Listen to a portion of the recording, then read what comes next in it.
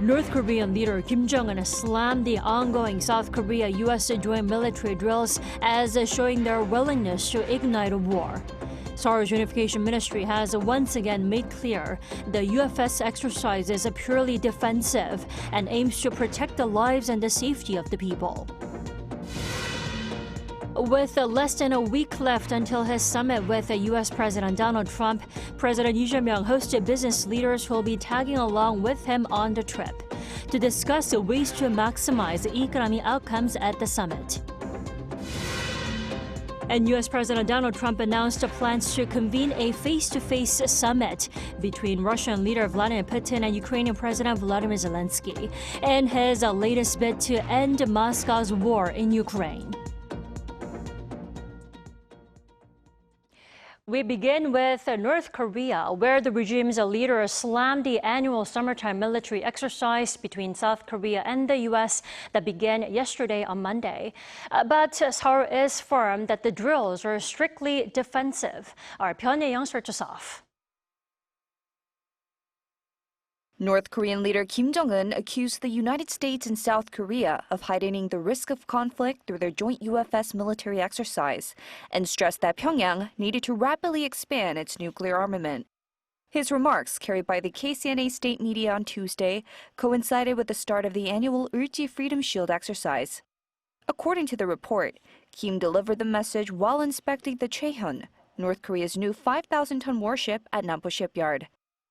He said the close military coordination between the United States and South Korea, along with their displays of force and nuclear elements, demonstrated a will to provoke war.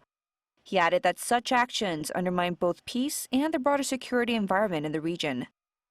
Kim also went on to say that the deteriorating security environment compels North Korea to push for swift, fundamental shifts in its military strategy and to significantly expand its nuclear weapons stockpile. Against this backdrop, Kim emphasized the Navy's role in strengthening North Korea's defense, saying it will soon become a reliable force in the nation's nuclear domain. Photos released by the KCNA showed Kim visiting the Situation Room and living quarters on the Chaehyun. Kim reportedly instructed that the warship move on to performance evaluations in October. An expert pointed to the upcoming South Korea-U.S. summit as the reason for Pyongyang hardening its hostile stance. This upcoming South Korea summit is very important. And also, it's going to be a real change in the Russian-Ukraine war because Trump has met Putin, and it's another very huge and direct issue for North Korea. So that's why North Korea tried to show their very clear attitude and policy toward the Korean Peninsula, and including issue of denuclearization.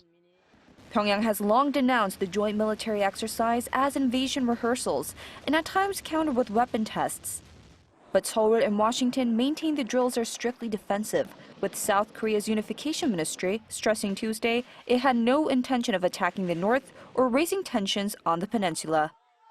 Pyongyang, Arirang News. President Lee Jae-myung hosted business leaders today at his office. He'll be joining his upcoming trip to the U.S. as he prepares for talks with U.S. President Donald Trump. He thanked them for their efforts during recent tariff negotiations with the U.S. and asked them to continue working together. Correspondent Yoon Jung-min reports. With the summit with U.S. President Donald Trump less than a week away, President Lee Jae-myung hosted business leaders at his office on Tuesday, including Choi Tae-won of SK Group and Lee Jae-yong of Samsung, who will be accompanying him on his trip to Washington. The meeting was arranged to discuss ways to maximize economic outcomes at the South Korea-U.S. summit and listen to our company's investment and purchase plans in the U.S. As the president thanked them for their role in recent trade talks with the U.S., he called for the need to work together to turn the crisis into an opportunity amid trade uncertainties to revitalize the economy. The sentiment was echoed by the business leaders. The business leaders agreed that the upcoming trip should serve as an opportunity to help promote our businesses entering the U.S. market and further raise our industrial competitiveness. Late last month, a framework trade deal was reached to lower the U.S. reciprocal tariffs on South Korea from 25% to 15% in exchange for investment pledges worth hundreds of billions of dollars, with many details to be worked out in time for the first E-Trump summit. Areas of cooperation would be centered on chips, batteries, and shipbuilding. Security is also one of the major issues, such as South Korea's defense spending and a possible change to the role and scale of U.S. troops stationed in Korea, as Washington focuses on countering China. President Lee's trip to neighboring Japan will precede his U.S. trip for talks with Japan's Prime Minister Shigeru Ishiba, signaling resumption of the two neighbors' so-called shuttle diplomacy. Against this backdrop, former Foreign Minister Kang Kyung-hwa is likely to be appointed as South Korea's ambassador to the U.S., according to sources familiar with the matter, and former ambassador to Vietnam Lee Hyuk as top envoy to Japan. Yoon Jung-min, Arirang News. The nation's top financial officials, the Deputy Prime Minister for Finance and the Chief of the Bank of Korea gave briefings and their outlooks to an Assembly Committee session today. Both say the economy is looking to be improving. Our Kim Do-yeon has the details. At a full session of the National Assembly Strategy and Finance Committee on Tuesday, Deputy Prime Minister and Finance Minister Koo Yoon-chul said the government will restructure low-performing programs and funnel resources into high-impact sectors. We will boldly restructure underperforming areas and channel national finances into high-performing sectors, using them as a springboard to fulfill state tasks and achieve a super innovative economy. Koo projected the economy, which has recently shown signs of improvement, will continue its recovery in the second half, backed by extra budget spending. But he cautioned of persistent risks from U.S. tariffs and trade tensions to volatile food prices. To tackle this, he pledged an all-out push to revitalize growth, fast-tracking what he called Korea's transition into a super innovative economy. That includes identifying breakthrough technologies to lift Korea into the ranks of the world's top economies and channeling resources into making these a reality. Meanwhile, Bank of Korea Governor Lee Chang-yong also laid out his review and outlook, which aligned with the finance minister. Our economy was sluggish early this year, but growth rebounded in the second quarter as sentiment improved, and we expect the recovery to continue into the second half, led by domestic demand and budget spending. He noted GDP grew 0.6% in the second quarter, but warned of uncertainties in domestic demand, China's slowdown, and tariff developments. On monetary policy, he said the central bank has lowered its key rate by a full percentage point since October, while closely monitoring household debt and currency volatility. The Bank of Korea added that while upside risks to annual growth have increased compared to its May forecast of 0.8%, uncertainty remains high over tariffs on semiconductors and other exports, as well as the timing of a rebound in construction investment. Kim Do-yeon, Arirang News. South Korea's household debt soared to a record high of over 1,950 trillion won, or around 1.4 trillion US dollars in the second quarter. This is up 24.6 trillion won from the previous quarter, according to the Bank of Korea. Driven by a surge in investment-driven purchases of homes and stocks, this increase marks the largest quarterly jump since the third quarter of 2021. An official from the Bank of Korea attributed this to increased real estate transactions and a rebound in the stock market. He added that the household debt to GDP ratio is estimated to have risen slightly. Prime Minister Kim Min-seok is set to meet Bill Gates, a Microsoft co-founder and chairman of the Gates Foundation, during his visit to South Korea beginning Thursday. Kim told reporters on Tuesday that the two will discuss a range of global issues, including public health. He added that Gates' visit reflects his strong desire to deepen cooperation with the Korean government in those areas. According to local media, Gates is also expected to visit the National Assembly, where he'll speak to lawmakers on Korea's contributions and leadership on the international stage.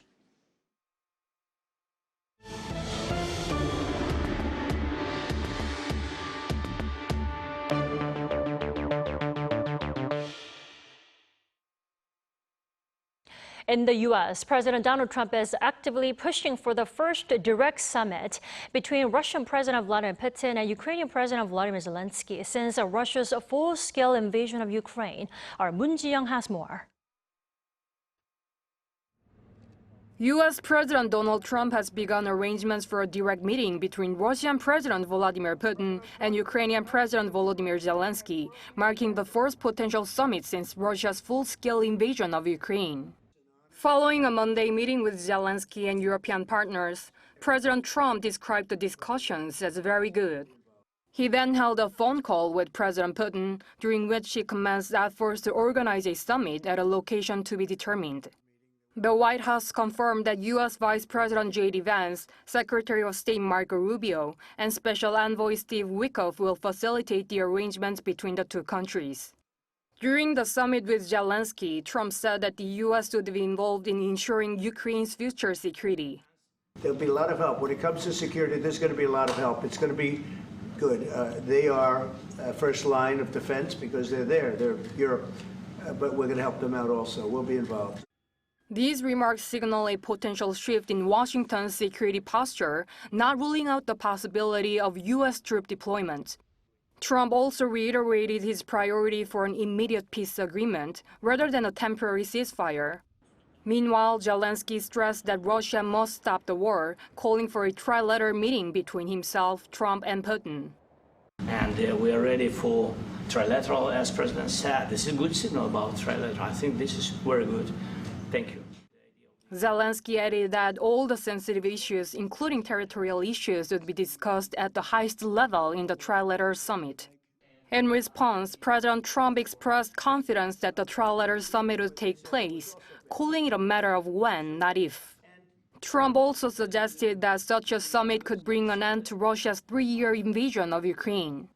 Meanwhile, European and NATO leaders also attended the White House meeting with President Trump on Monday. There, UK Prime Minister Keir Starmer said the much-needed security for Ukraine would be possible after Monday's meeting.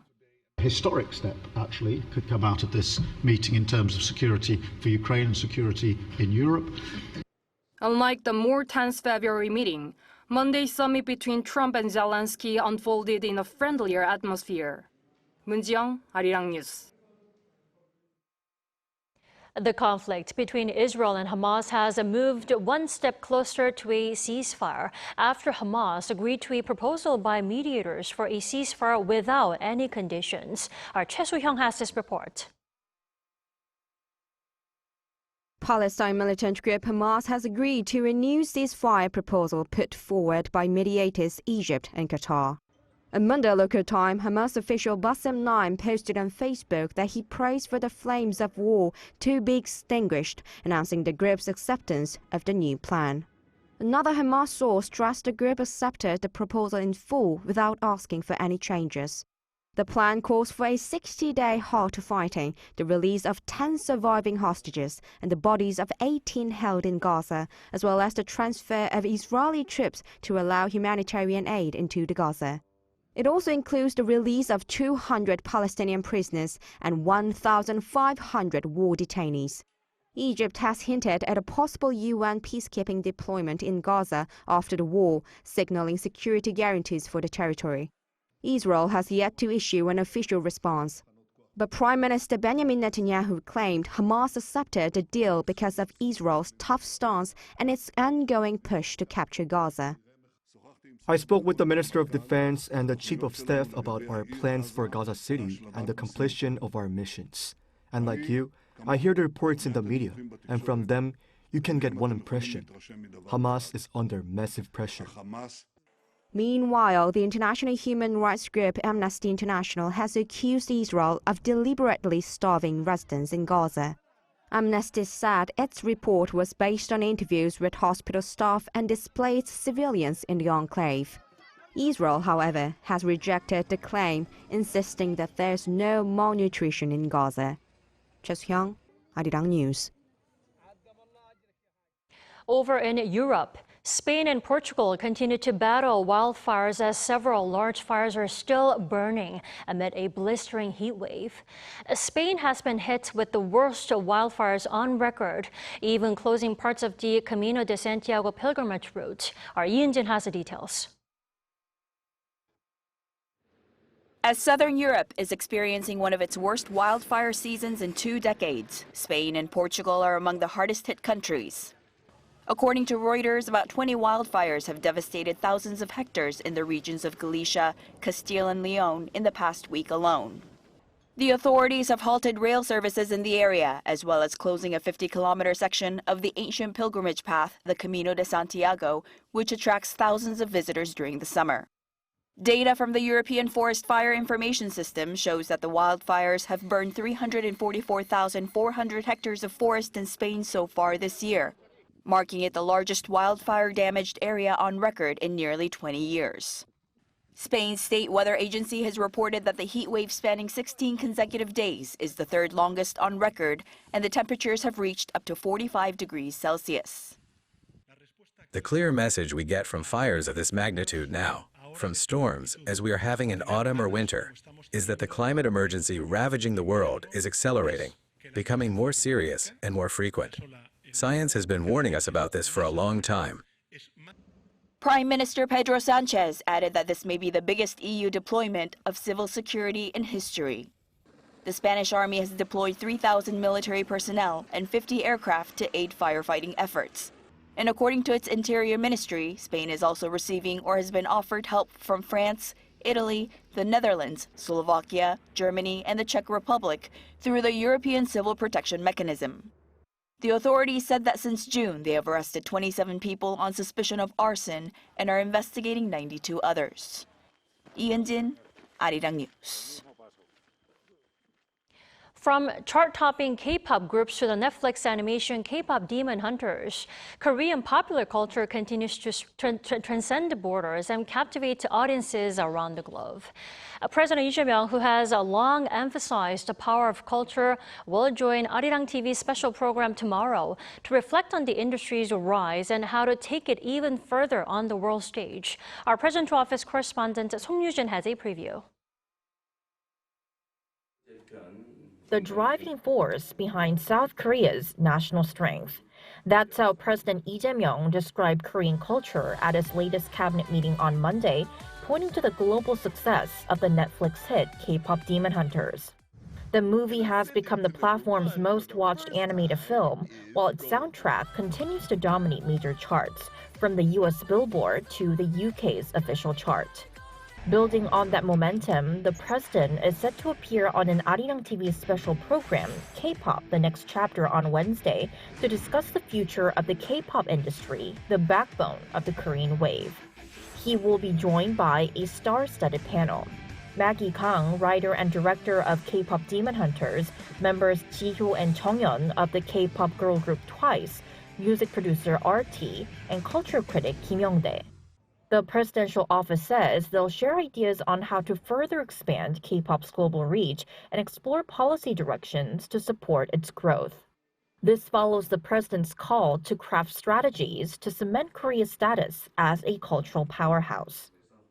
관계부처는 지원하되 간섭하지 않는다는 8길이 원칙에 입각해서 K 콘텐츠의 글로벌 확산 전략 수립과 지원, 그리고 K-팝 등 관련 시설 인프라 확충을 포함해서 종합적인 대책을 마련해 주시기를 당부드립니다. You can catch K-pop The Next Chapter on Arirang this Wednesday at 5 p.m. Korea time. Song Yoo-jin, Arirang News.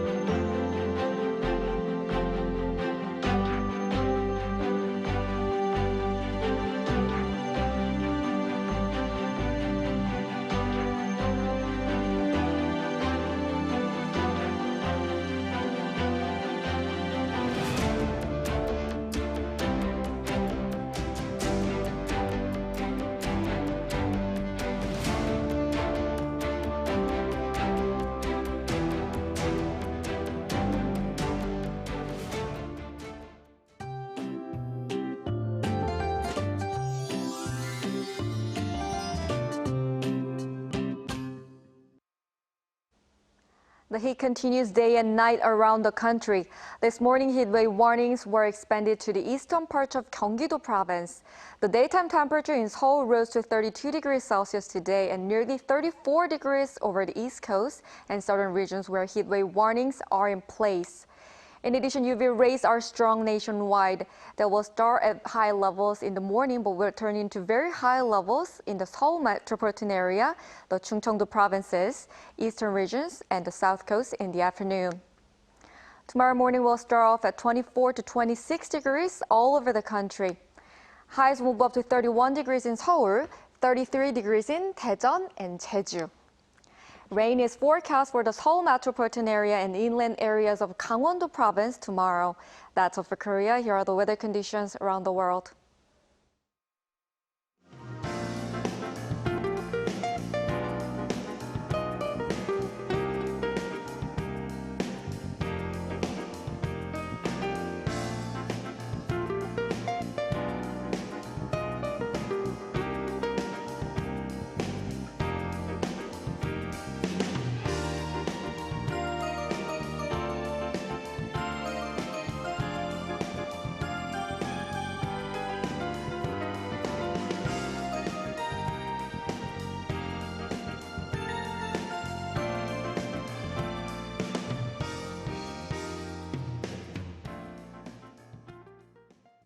That is all we have for tonight. I'm Kim Dami. For all of us here at Arirang, thanks for watching and good night.